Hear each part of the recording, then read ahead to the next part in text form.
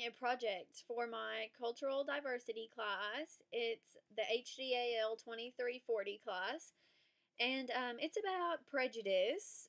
And what we're basically trying to figure out is prejudice more or less in the current generation, and what kind of shapes why people are prejudiced. As far as children, what shapes their views on prejudice, um, and exposure. Does it breed acceptance? Does it help with the prejudice, or what does help? And through this, I've interviewed two different people. One who is my dad, and the other one is my grandmother. So, and they're both very different on their views, and I kind of wanted it to be that way so that I could look at two completely different sides of prejudice. The first is my dad, who is admits to being quite prejudiced against blacks and Mexicans. And so I'm going to explain some about that through his interview. And then my grandmother, who says that she does not have any prejudice, that she doesn't want to be prejudiced. So this should be interesting to talk about. And so I'm just going to talk a little bit about both of their interviews and kind of compare and contrast, and really see what's going on. My dad was born in Illinois in 1971. He's from a strong Norwegian descent, and as far as his education goes, he does have a high school diploma. He has a blue-collar job, ironworking, welding, and stuff like that. And so the only other education other than a high school diploma is just on-the-job training and education. And my grandmother was born in North Carolina in 1950. She has a Cherokee Indian descent. She had 1 year of high school, and that's it. Then she had started a family of her own, and she also had to help her mother take care of household and kids. Her mother had 12 children, and so she was kind of stuck at home helping her as her mother started getting sick and started having children of her own. So they're both very different as far as that goes. And as far as her jobs go, she's mostly been a housewife all of her life. She's had some odd waitressing jobs, but that's about it. She has 3 kids. My dad has 2. And so then my dad in Illinois lived in a heavily black community.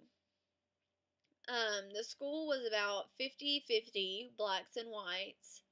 And then his senior year, he moved down here where it was about 99% white and 1% other. And that was a bit of a culture shock to him. And as my grandmother, she says that she never really remembers her mom and dad ever saying anything about being prejudiced. They didn't have a TV. There were no blacks or Mexicans where they lived. She just said it was understood that they were against blacks or anybody else different than them. That they were against them, but it really wasn't discussed too much. And my dad says that he was always told to be nice to the black people, even though they weren't he didn't exactly get along with the blacks. It was like they were in their high school, they were segregated, blacks and whites, and you kind of just stuck with your own color. He called it being color coded. The blacks were only friends with the blacks, and the whites were only friends with the whites, except for a few exceptions.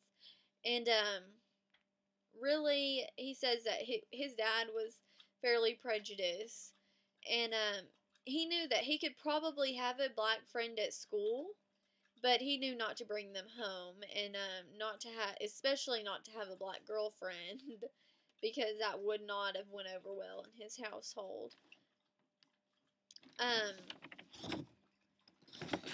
And my grandmother just said that even though that it was understood that they were against blacks, but really they weren't around them or Mexicans much, that it was just understood that she were to be polite to them, whether they were black or colored, that she were to be polite. Not exactly that she would make friends with them or try to hang out with any of them, but she was just to be polite. She actually said that she was quite scared of blacks and Mexicans, especially the men. So just the idea of them, even though she wasn't around them much, she just really didn't like the idea of being around black or Mexican men. And they never had a TV. And so what they did hear about blacks and Mexicans, her dad would hear from friends that he saw at the local store, that his dad would go and sit and talk to people, and some of them people had TVs, and they would see it on TV and come and tell her dad, and basically they thought that everything that was on TV was right. So media definitely shaped that family's views as far as prejudice goes on colored people.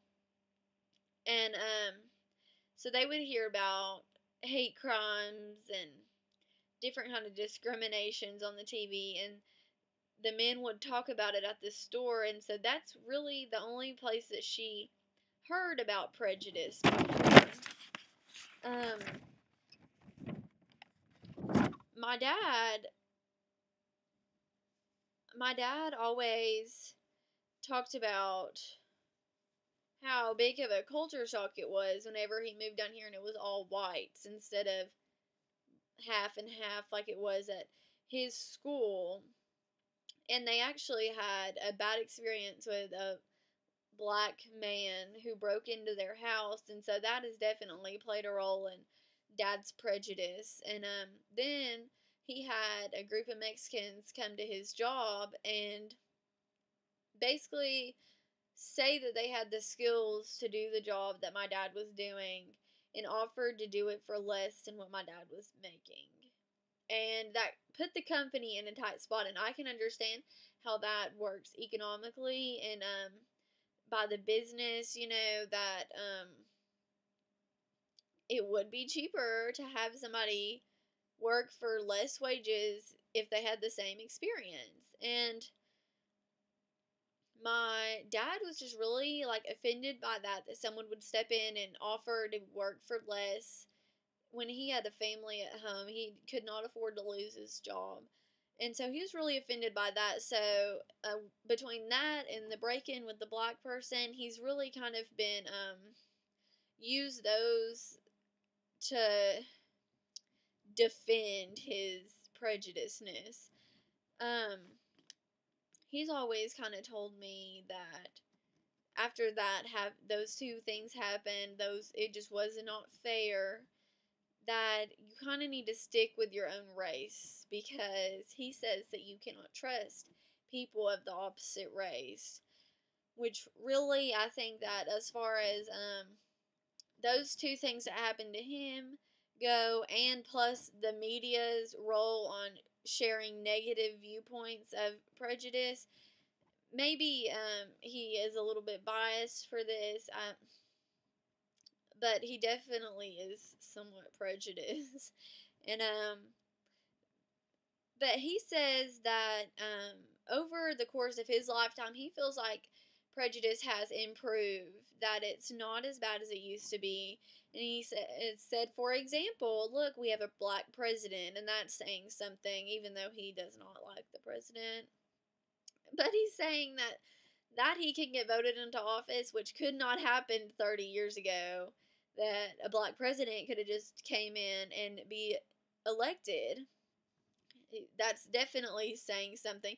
And that there's more acceptance to different race marriages, which he has always taught me is wrong. And not saying that it is wrong, that's just always something that he has told me. And more acceptance to that is definitely showing that the prejudice has improved. So yeah, I've definitely talked to some people that say that 30 years ago, if they were to get married to a different race, that it would not be accepted. Um, that was always just looked down upon. My grandmother and my father said that different race marriages has always been looked down upon, and now it's more accepted. So that's definitely shown an improvement. And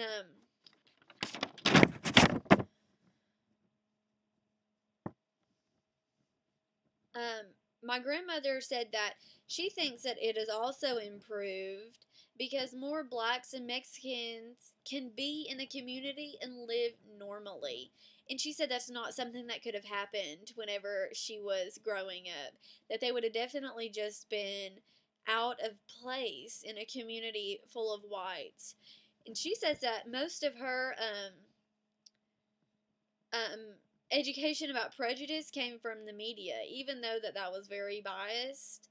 That most of the stuff on the media was very negative. She says that's still where it came from, and she and my dad both agree that in the future that they hope that there's not prejudice or any need to be any discrimination. That hopefully everything can just be um, equal between all races.